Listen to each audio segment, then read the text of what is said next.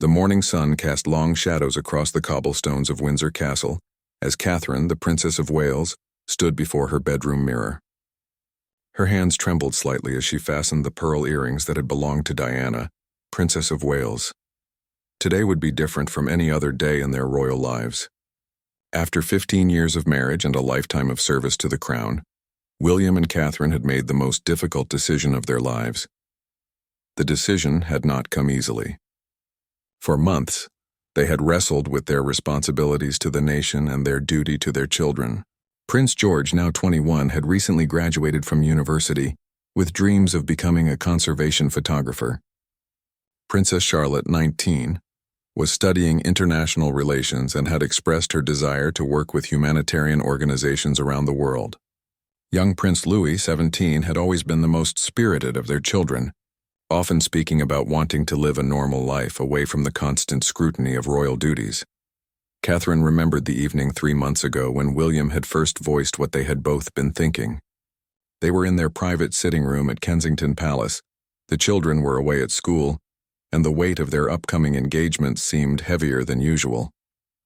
William had been reading briefing papers for his upcoming tour of Commonwealth nations when he suddenly set them aside and looked at his wife with those familiar blue eyes that had first captured her heart at university. Kate, he had said quietly, using the name he had always called her in private. What if we gave them the choice? She knew immediately what he meant. Their children.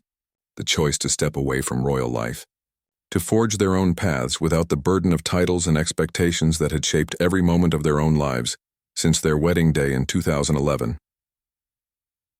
The conversation that followed lasted until dawn.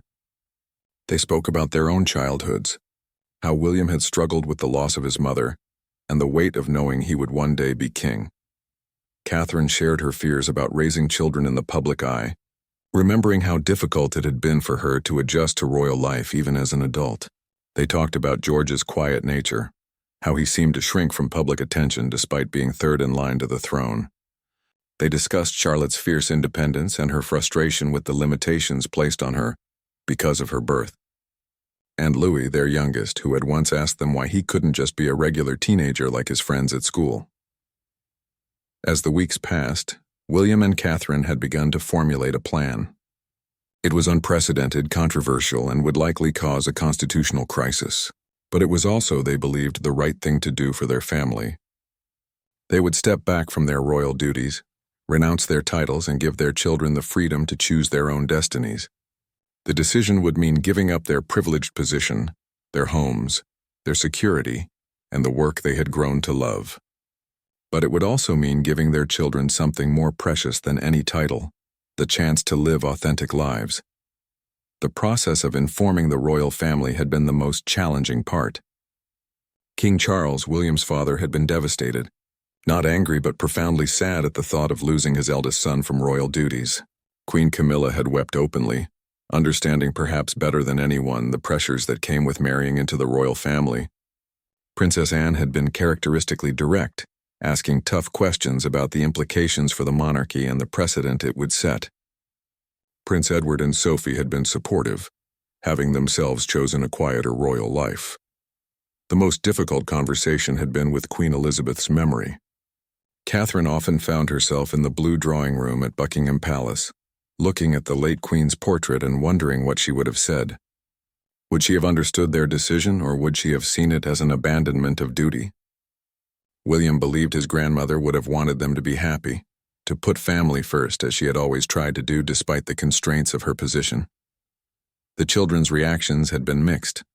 George had been relieved, admitting that he had been dreading the day he would have to take on more royal responsibilities. Charlotte had been excited about the possibilities that lay ahead, already making plans for her humanitarian work. Louis had simply hugged them both and said, "Does this mean I can finally have a normal 18th birthday party?" The innocence of his question had brought tears to Catherine's eyes. Now, as Catherine prepared for what would be their final official engagement as senior royals, she felt a mixture of sadness and relief. The press had been speculating for weeks about rumors of their impending announcement. The palace had managed to keep the details secret, but there was an electricity in the air, a sense that something momentous was about to happen. Royal correspondents had been camping outside all their usual residences, trying to catch a glimpse of them or their children. William appeared in the doorway, already dressed in his naval uniform for the ceremony. He had chosen to wear the uniform he had worn on their wedding day, a deliberate symbol of the journey they had taken together. His face was composed, but Catherine could see the emotion in his eyes. This was harder for him than for her in many ways. She had chosen this life when she married him, but he had been born into it. Walking away meant rejecting everything he had been raised to become. "Are you ready?" he asked softly, extending his hand to her. Catherine took one last look in the mirror, straightening the simple navy dress she had chosen for the occasion. It was elegant but understated, appropriate for what would be both an ending and a beginning. "I've never been more ready for anything in my life," she replied, taking his hand. Together they walked down the corridor that had been their home for so many years, their footsteps echoing in the silence. Today they would say goodbye to their royal lives, but they would do it together, as they had done everything else for the past 15 years. The Great Hall of Windsor Castle had never felt so charged with emotion. Hundreds of people filled the ancient space, from government officials and foreign diplomats to members of the public who had won tickets in a special lottery. They had all come expecting a routine royal ceremony, perhaps another charitable patronage announcement or the unveiling of a new initiative. None of them knew they were about to witness the most shocking moment in modern royal history. Catherine's hands were steady as she and William took their places on the small platform that had been erected for the occasion. She could see familiar faces in the crowd, people who had worked with them for years, who had become more like family than staff. Sarah, her lady-in-waiting, was dabbing at her eyes with a handkerchief, already sensing that something was different about today. Jamie, William's private secretary, stood rigidly at attention, but his usual composed expression had been replaced with barely concealed emotion. King Charles sat in the front row with Queen Camilla, his face a mask of regal composure that Catherine knew was costing him dearly. She had seen him practice this expression in the mirror that morning, when she had gone to visit him in his private study. He had been holding a letter, one of many he had written to his son over the years but never sent. "I understand," he had told her quietly. "I may not agree, but I understand. Your children's happiness must come first." Princess Anne sat beside them, her expression unreadable as always, but Catherine caught her eye and received the slightest nod of acknowledgement. Anne had been one of the few royals who had immediately understood their decision. "I've watched you both struggle with this for years," she had said during their private conversation. "Perhaps it's time the monarchy evolved to allow for different choices." The children were seated in the second row, having arrived just moments before the ceremony began. George looked nervous but resolute in his first adult suit, one he had chosen himself rather than having it selected by palace staff. Charlotte sat with perfect posture, her chin raised in the determined way that reminded Catherine so much of Diana. Louis fidgeted with his tie, still very much a teenager despite the gravity of the occasion. William stepped forward to the microphone, and the hall fell silent. Catherine could hear her own heartbeat in the sudden quiet. This was it, the moment that would change everything. William's voice was clear and steady as he began to speak, though Catherine noticed the slight tremor in his left hand, a nervous habit she had observed countless times over the years. "My fellow citizens, members of the Commonwealth and friends around the world," William began, his voice carrying easily through the hall. "Today, Catherine and I stand before you not just as the Duke and Duchess of Cambridge, but as parents, as partners, and as people who have been privileged to serve this great nation for many years." The crowd remained perfectly still, but Catherine could sense the growing tension. Royal correspondents in the media section were already reaching for their phones, recognizing that this was not the standard opening for a typical royal engagement. 15 years ago, Catherine and I made a commitment to each other and to this country. We promised to dedicate our lives to service, to put duty before personal desires, and to uphold the values and traditions of the British Crown. It has been the greatest honor of our lives to fulfill that promise. William paused, and Catherine saw him glance briefly at their children. George gave him an encouraging smile, the same smile that had convinced them they were making the right choice. However, as parents, we have also made commitments to our children. We have watched them grow into remarkable young people with their own dreams, their own talents, and their own vision for their futures. We have seen them struggle with the weight of expectations that come with their birth, and we have witnessed their desire to contribute to the world in their own unique ways. The murmur that ran through the crowd was audible now. Catherine saw several members of Parliament lean forward in their seats, and she noticed that some of the foreign diplomats were whispering urgently to their aides. After much deliberation, prayer, and consultation with His Majesty the King and other senior members of the royal family, Catherine and I have made a decision that we believe is in the best interests of our children and our family. William's voice grew stronger, more confident as he continued. Today will be our final engagement as senior working members of the royal family. We are formally stepping back from our royal duties and renouncing our titles, effective immediately following this ceremony. The silence that followed was deafening. Catherine could see shock, confusion, and disbelief on faces throughout the hall. A photographer's camera clicked rapidly in the sudden quiet. The sound somehow amplified in the stunned atmosphere. Someone in the back of the hall gasped audibly. This decision has not been made lightly. William continued, his voice now carrying a note of emotion. We have spent months considering the implications not just for our family, but for the institution we have served with such pride. We believe that by stepping aside now, we are allowing our children to choose their own paths, whether that includes royal service or entirely different careers dedicated to helping others. Catherine watched as tears began to flow freely among many in the audience. She saw her former protection officer, a tough ex-military man, wipe his eyes discreetly. Several members of the royal household staff were crying openly, not caring who saw their emotions. We want to be clear that this decision reflects no criticism of the monarchy or the important work that the royal family continues to do, William said, his voice growing stronger. King Charles has our complete support and admiration, and we know that the institution will continue to serve the British people with distinction long into the future. He turned slightly to look at Catherine, and she stepped forward to join him at the microphone.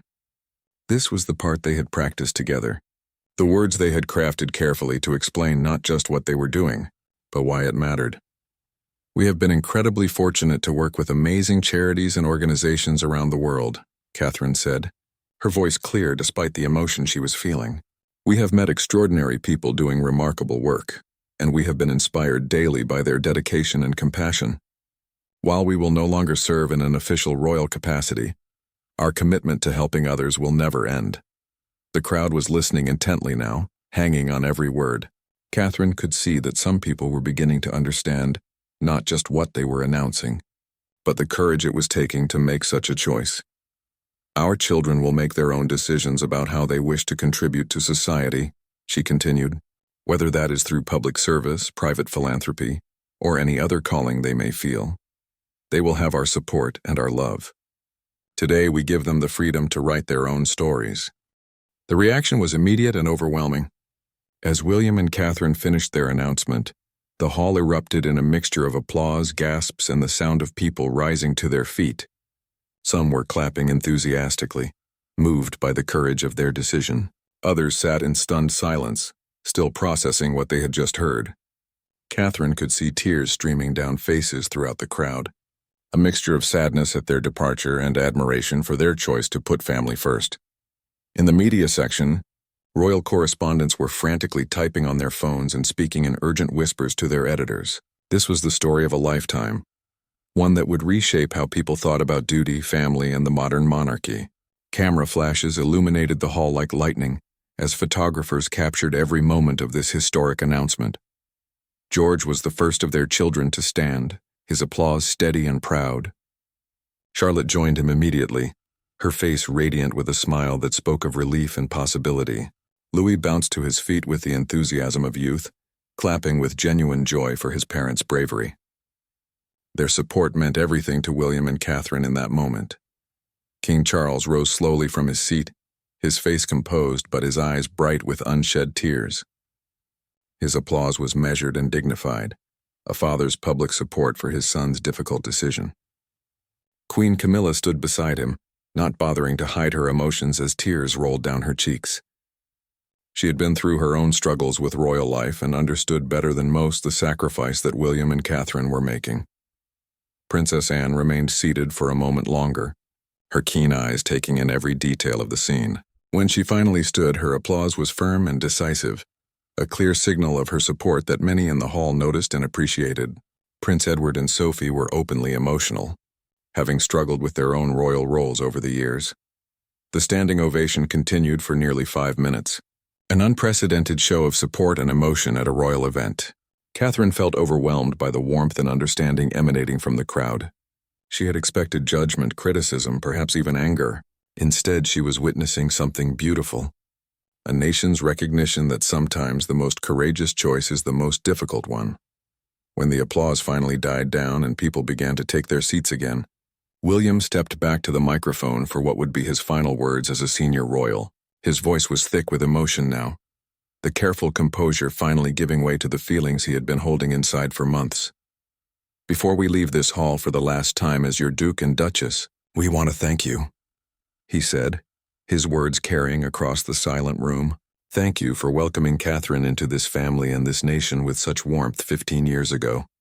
Thank you for sharing in our joys, for supporting us through challenges, and for allowing us the privilege of serving alongside you." Catherine stepped closer to him, offering the support of her presence as she had done countless times throughout their marriage. She could see the effort it was taking him to continue, the weight of saying goodbye to the only life he had ever known. "We want to thank the staff who have worked with us over the years, many of whom have become dear friends. Your dedication, your professionalism, and your kindness have made our work possible and our lives richer. We want to thank the charities and organizations that have allowed us to be part of their vital work. We have learned more from you than we could ever have taught." His voice began to break slightly, and Catherine reached out to take his hand, offering him strength to continue. The gesture was captured by dozens of cameras, a moment of intimate support witnessed by hundreds of people, but somehow still deeply personal. "Most of all, we want to thank the British people for your patience, your understanding, and your support. You have allowed us to grow, to make mistakes, and to learn. You have celebrated our successes and forgiven our shortcomings. Today we ask for your understanding once more as we choose a different path." The hall was completely silent now, everyone hanging on his words. Catherine could see people throughout the audience wiping their eyes, moved by the genuine emotion in William's voice. "This is not goodbye forever," William continued, his voice growing stronger again. "We will always be part of this community, this nation, this Commonwealth family. We will simply be contributing in a different way, as private citizens who happen to care deeply about the same causes and concerns that brought us together in the first place." Catherine knew it was her turn to speak, to add her own farewell to the moment. She had thought about these words for weeks, trying to find a way to express what this experience had meant to her, and what she hoped for the future. "I came into this family as a young woman from a very ordinary background," she began, her voice steady despite the emotion she was feeling. "I had no idea what royal life would entail, no understanding of the sacrifices and the privileges that would come with it. What I discovered was a family dedicated to service, a nation willing to embrace someone like me, and a calling that has shaped every day of my adult life." She paused, looking out at the faces in the crowd, trying to memorize this moment and these people who had been such an important part of their journey. "I learned that being royal is not about titles or palaces or ceremonies, though those things have their place. It is about recognizing that we all have a responsibility to help each other, to lift up those who need support, and to leave the world a little better than we found it. That lesson will stay with us forever, regardless of what titles we may or may not hold." Her words resonated through the hall, and Catherine could see people nodding in agreement. She had found a way to honor the institution they were leaving while explaining why they had to go. "Our children have watched us serve, and they have learned those same lessons. They understand duty and service and compassion, not because it was forced upon them, but because they have seen it lived out every day. Whatever paths they choose, they will carry those values with them." Catherine's voice grew stronger, filled with hope and determination. "Today is not an ending. It is a beginning, a chance for our family to serve in new ways, to contribute from a different position, and to show that there are many ways to make a positive impact on the world." The applause began again, softer this time, but no less heartfelt. As it faded, William and Catherine stood together hand in hand, facing the crowd one final time as senior members of the royal family. The weight of 15 years of service, of joy and sorrow, of triumph and challenge, seemed to hang in the air between them and the people they had served. As William and Catherine left the podium together, the enormity of what had just happened began to settle over everyone present. They walked slowly through the hall, stopping to speak briefly with key figures who had been important parts of their royal journey. Each conversation was tinged with both sadness and hope, acknowledgments of shared memories and wishes for the future. Their first stop was with King Charles, who rose to embrace his son in a moment that captured the complexity of their relationship. Here was a father who had spent his entire life preparing for the throne, watching his son choose to walk away from that same destiny. Yet there was no anger in Charles's embrace, only love and understanding. "I'm proud of you," he whispered to William, words that only a few people nearby could hear. "You're choosing love over duty, and perhaps that's exactly what this family needs to learn."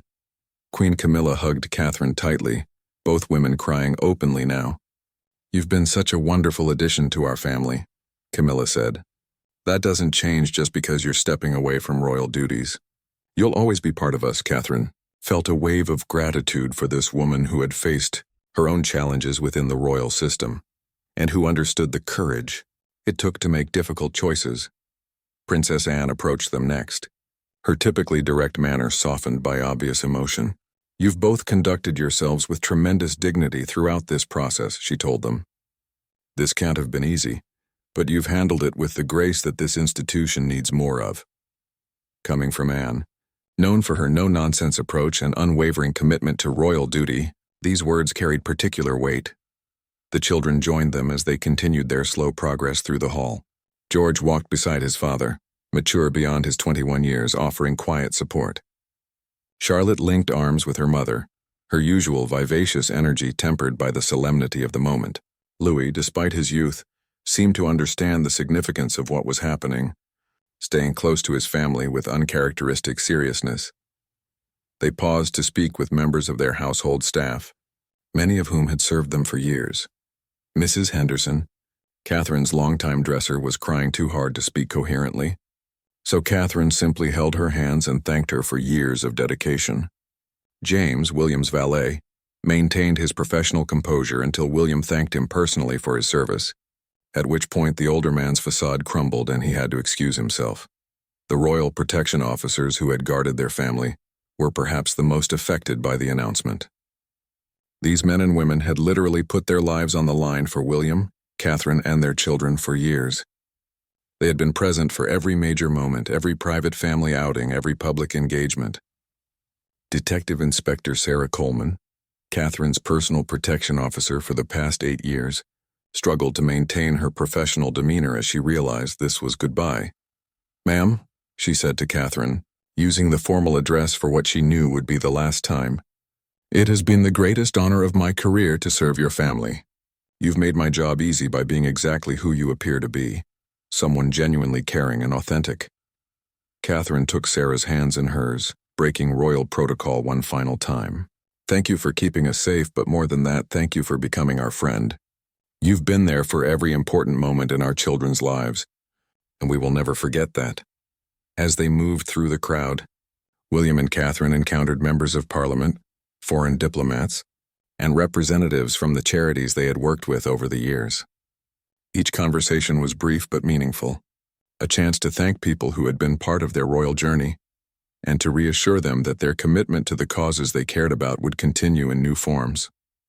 Lord Morrison, who had worked closely with them on mental health initiatives, was visibly emotional as he shook William's hand. "Your work in this area has changed countless lives," he said. "I hope you know that whatever titles you may give up, the impact you've had will continue to ripple outward for generations." Dr. Elizabeth Hartwell from Catherine's Early Years Foundation was equally moved. "You've brought attention and resources to children's development that we never could have achieved alone," she told Catherine. "Please know that the work continues, and it continues because of the foundation you helped build." The foreign diplomats present were perhaps the most surprised by the announcement, having attended what they expected to be a routine engagement. The Canadian High Commissioner approached them with tears in his eyes. "You've both been such wonderful ambassadors for the Commonwealth," he said. "Your visits to our country have meant more than you know. This news will be felt deeply in Canada." As they neared the end of their walk through the hall, William and Catherine paused to address the media one final time. The royal correspondents who had covered their story for 15 years were clearly struggling with their own emotions. Many of these journalists had watched William grow from a young man dealing with his mother's death into a devoted husband and father. They had chronicled Catherine's transformation from a university student into a polished royal, documenting every step of her journey. Rebecca Thompson from the BBC, who had covered every major royal story for the past 2 decades, stepped forward with her microphone. Her usual professional composure was shaken as she asked, "Your Royal Highnesses, how do you want people to remember your time in royal service?" William looked at Catherine and she nodded for him to answer. "We want people to remember that we tried to serve with integrity and authenticity," he said. "We hope that our work made some small difference in people's lives. But mostly, we hope that our decision today shows that it's possible to honor tradition while still making choices that are right for your family." Catherine added, "We want people to know that stepping back from royal duties doesn't mean stepping back from caring about the issues that matter. We will always be committed to helping others, just in different ways, and we hope that our children will carry forward that commitment in whatever paths they choose." As they prepared to leave the hall, the crowd spontaneously began to sing "God Save the King." But the words seemed to carry additional meaning now, a blessing not just for the monarchy, but for the family that was choosing to step away from it. William and Catherine stood quietly holding hands, as hundreds of voices filled the ancient hall with music that seemed to bridge the gap between tradition and change. The song ended, and in the silence that followed, they could hear the sound of their own footsteps as they walked toward the doors. Each step took them further from their royal life and closer to an uncertain but hopeful future. As they reached the threshold, Catherine turned back one final time to look at the hall filled with people who had been part of their story. Then she and William stepped through the doors together, leaving their royal titles behind and embracing whatever came next. Outside Windsor Castle, the world was waiting. News of William and Catherine's announcement had spread with lightning speed, and crowds had gathered spontaneously throughout Britain and across the Commonwealth. The couple's car moved slowly through streets lined with people, many holding signs of support and gratitude for their years of service. In London, thousands had gathered outside Buckingham Palace, not in protest, but in a remarkable show of respect and understanding. The crowd was diverse, representing every age and background, united by their appreciation for what William and Catherine had given to the country and their support for the difficult choice they had made. Many held flowers, others carried handmade signs with messages like "Thank you for your service" and "Family first, always." Margaret Thompson, a retired teacher from Yorkshire who had driven down to London as soon as she heard the news, stood in the crowd with tears in her eyes. "I've watched that young man grow up in the public eye," she said to a reporter. "He lost his mother so young, and now he's making sure his own children don't have to sacrifice their happiness for duty. It takes tremendous courage."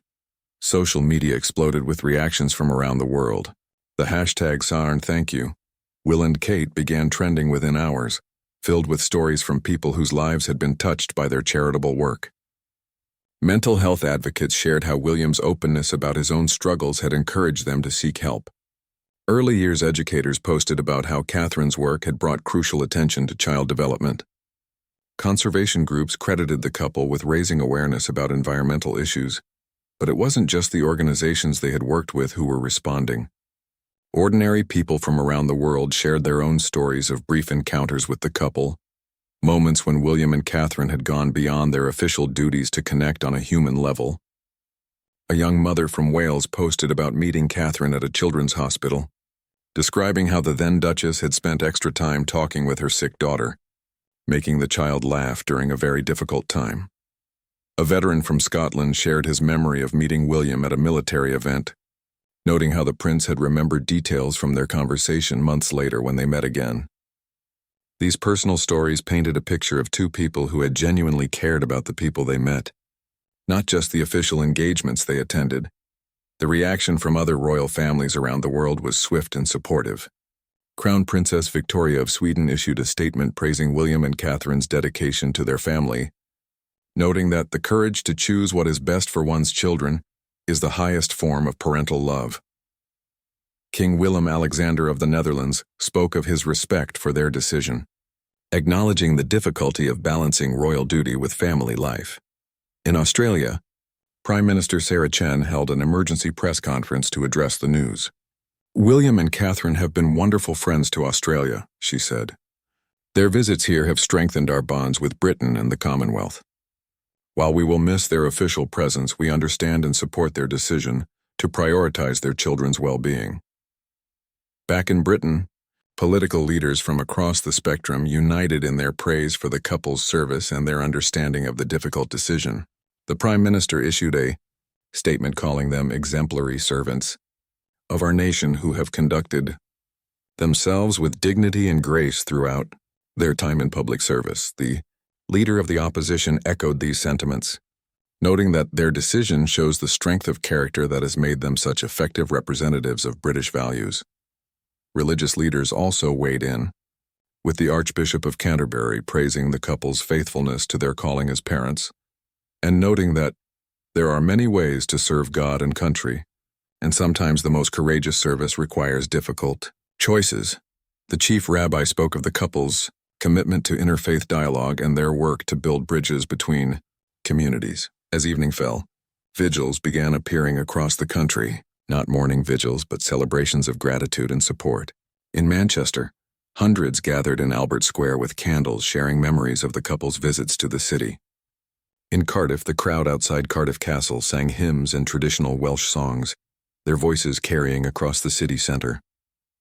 The children's reactions had been particularly moving throughout the day.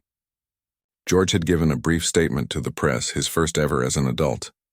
My parents have spent my entire life showing my brother and sister and me what it means to serve others, he said, his voice steady despite his obvious emotion. Today they've shown us what it means to serve your family. We are incredibly proud of them.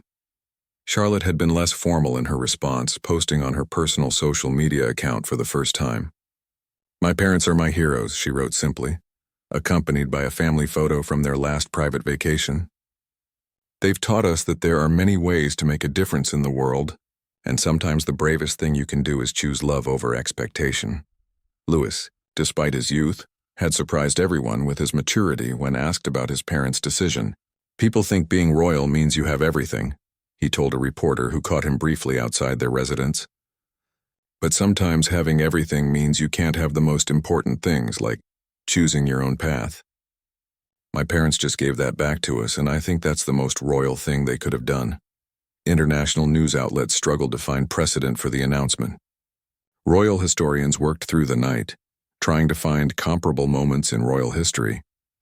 Professor David Whitmore from Oxford University noted that, while members of royal families have stepped back before, never have we seen such a public and thoughtful explanation of the decision, nor such widespread public support for it.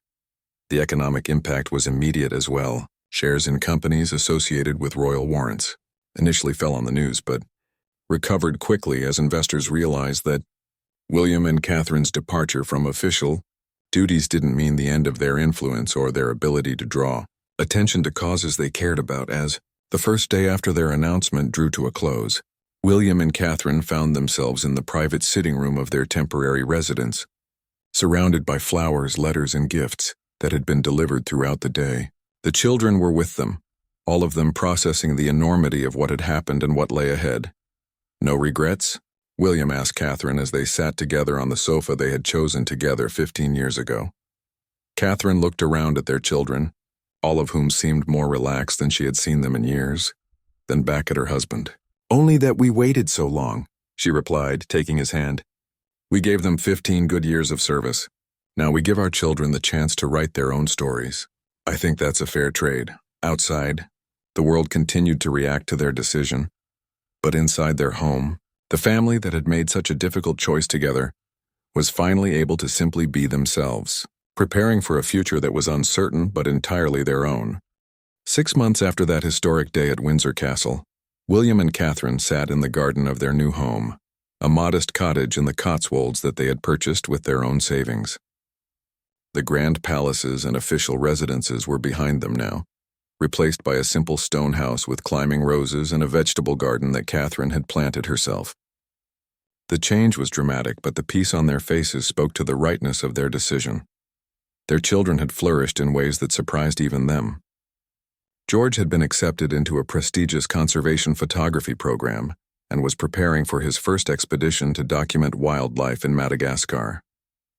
His photographs, taken under his own name rather than any royal title, were already gaining recognition in the art world. The young man who had once seemed burdened by the weight of his future now spoke with passion about using his camera to protect endangered species. Charlotte had thrown herself into her international relations studies with renewed energy, knowing that she could now pursue a career in humanitarian work without the constraints of royal protocol. She had already been accepted for a summer internship with Doctors Without Borders, something that would never have been possible while she held her royal title. Her professors noted her exceptional understanding of global issues and her genuine passion for helping those in crisis situations. Louis had surprised everyone by excelling in his final year of school. Free from the pressure of representing the royal family, he had discovered a talent for mathematics and science that had been overshadowed by royal duties. He was now considering universities where he could study engineering, with dreams of developing sustainable technology for developing countries. His teachers remarked on his newfound confidence and his ability to simply be a normal teenager among his peers. The transition had not been without challenges. William had struggled initially with his identity outside of royal service. For 39 years, his life had been defined by his position in the line of succession. Learning to be simply William Wales again, rather than the Duke of Cambridge, had required patience and self-reflection. He had started seeing a therapist, something he could now do privately without concern for how it might reflect on the monarchy. Catherine had found the adjustment easier in some ways but harder in others. She missed the platform that her royal position had given her to highlight important causes. But she had discovered new ways to contribute. She had quietly begun working with a local primary school, helping to develop their early years program. The head teacher, Mrs. Williams, had no idea of her background when she first volunteered, knowing her only as Mrs. Wales, a parent who seemed particularly knowledgeable about child development. The public's reaction had evolved over the months from initial shock to genuine respect and understanding. Opinion polls showed that while some people still felt they had abandoned their duty, the majority of Britons supported their decision and admired their courage. More importantly, their choice had sparked important conversations about work-life balance, family priorities, and the right to choose one's own path, even when born into circumstances that seemed to predetermine everything. King Charles had visited them several times in their new home, each visit helping to heal the relationship that had been strained by their decision. During his most recent visit, he had spent an hour in the garden with Louis, helping his grandson plant tomatoes and discussing the young man's interest in sustainable agriculture. "I understand now what you were trying to protect," he had told William privately. "Watching him just be a normal teenager, excited about plants and university applications, I see what you saw. You gave him back his childhood." The charities they had worked with as royals had initially worried about losing their high-profile patrons, but many had discovered that William and Catherine's continued informal support was actually more valuable than their previous official roles. Without the constraints of royal protocol, they could speak more freely about issues they cared about and could participate in ways that had previously been impossible. Dr. Hartwell from the Early Years Foundation had been particularly pleased when Catherine approached her about doing some consulting work. "She can now get involved in the day-to-day operations in ways she never could before," the doctor explained to her board. "She understands the research, she has practical experience with children, and she's not bound by the limitations that came with her royal status." William had found similar opportunities in mental health advocacy. His work with veterans organizations had continued and deepened, as he could now participate in therapy sessions and support groups as a peer rather than as a visiting royal. The authenticity of his involvement had made him more effective than he had ever been in his official capacity. Their marriage had strengthened as well. Free from the constant scrutiny and the pressure to maintain a perfect public image, they had rediscovered the easy companionship that had first drawn them together at university. They went grocery shopping together, attended Louis' football matches without a security detail, and had quiet dinners at local pubs without photographers documenting their every move. "Do you ever miss it?" Catherine asked William as they sat in their garden that evening, watching the sunset paint the sky pink and gold. The ceremonies, the state visits, the sense that we were part of something bigger than ourselves. William considered the question carefully, as he had many times over the past months. I miss the platform it gave us to help people, he said finally. But I don't miss the feeling that we were trapped by it. And when I look at George excited about his photography, or Charlotte planning her humanitarian career, or Louis just being a normal teenager worried about his A-levels, I know we made the right choice. Catherine nodded, reaching over to take his hand. I think we're still part of something bigger than ourselves, she said. We're just defining it differently now. We're showing people that it's possible to choose love over duty, family over expectation, authenticity over tradition. Maybe that's exactly what the world needs to see right now. As if summoned by their conversation, their children appeared in the garden, George carrying his camera from a day of photographing local wildlife, Charlotte with her laptop where she had been working on an essay about refugee rights, and Louis with dirt under his fingernails from helping a neighbor repair their greenhouse. They settled around their parents and the family sat together in comfortable silence, watching the stars begin to appear in the darkening sky. In that moment, surrounded by their children who were free to pursue their passions in a home they had chosen for themselves, William and Catherine knew that they had not just said goodbye to their royal lives 6 months ago. They had said hello to something far more precious, the chance to be exactly who they were meant to be, not who they were born to be. The nation had wept with them on that day at Windsor Castle, sharing their sorrow at an ending. But what had emerged from that ending was something beautiful, a family that had chosen each other above all else, and the example of courage that would inspire others for generations to come. Their story as royals had ended, but their story as a family was just beginning.